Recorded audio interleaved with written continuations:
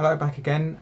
This time we're going to be looking at chapter 10 of Becoming a Translator by Douglas Robinson. These are just my really random thoughts about the book and about what we translators can learn. This chapter talks mainly about culture, and what it mainly made me think of was a fairly recent news story. So the news story was Amanda Gorman is a African American young poet, and she kind of famously did this amazing poetry reading at Joe Biden's inauguration. Now, they decided to get that translated into some various languages, and the Dutch translator has a difficult to say name, Marieke Lucas Rinjeveld. Now, that translator uses the pronoun they, so okay, I'm going to stick with that and use the pronoun they.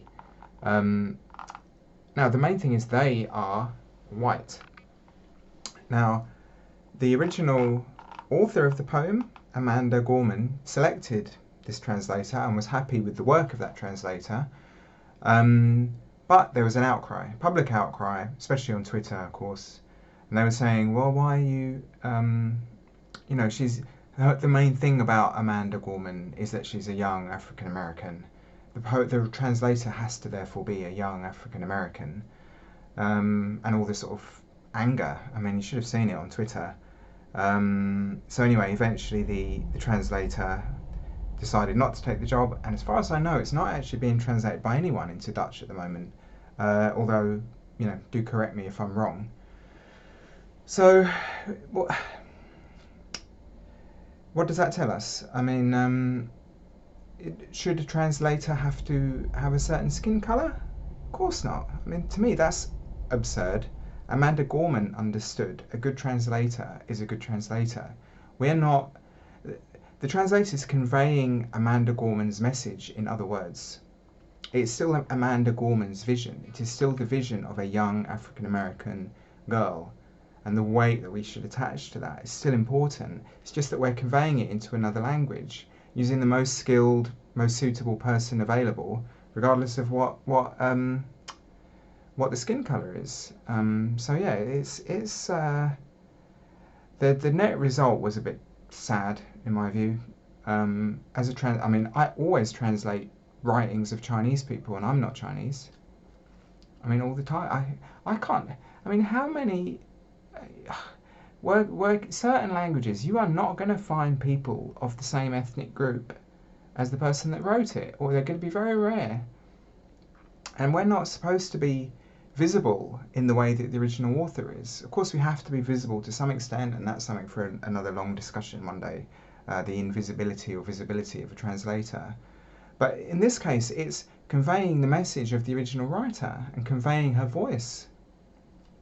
So yeah, that was, I think the general public didn't understand what the true role of a translator is, as opposed to a writer, and that's why there is this criticism. And frankly, I find it a bit insulting to Amanda Gorman to say, oh no, you don't know who can translate your words, you don't understand it. But yeah, with Chinese and culture, the Becoming a Translator focuses quite a bit on things like, if you're from the dominant culture and you're translating from a kind of, let's call it a third world culture, and you're kind of, it's easy to sort of take a slight sort of snarky bullying tone, and vice versa. And yeah, with Chinese, my sense is the language and the writing has got a lot more confident, and I'm glad to see that. I hate it when Chinese people are apologetic about everything. I hate it.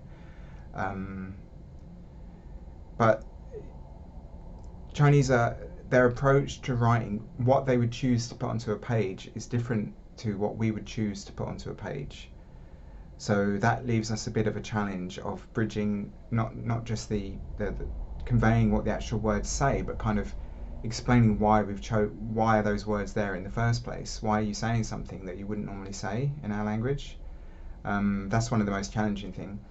You do get, I think, a lot of articles and stuff about these untranslatable words, and I think they're very interesting and they can be a mild challenge, but you can get over them pretty quick.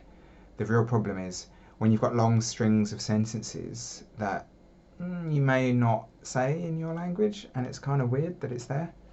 So yeah, all right, thanks.